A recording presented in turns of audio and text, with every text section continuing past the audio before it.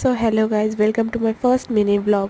তো আজকে ছিল বিশ্বকর্মার পুজো, আর এদিকে আমি রেডি হয়ে চলে এসেছি কাকিদের বাড়িতে। এবং এটা হলো আমাদের বিশ্বকর্মা ঠাকুর।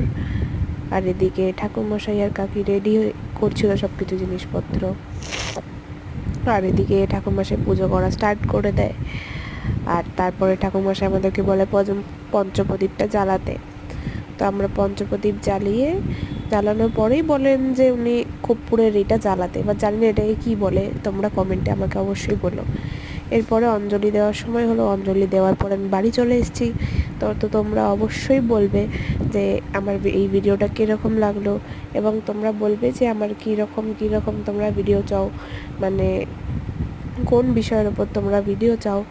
অবশ্যই আমায় কমেন্ট করো, এবং আমার চ্যানেলটিকে সাবস্ক্রাইব, লাইক এবং শেয়ার করো। এখন এর জন্য বাই।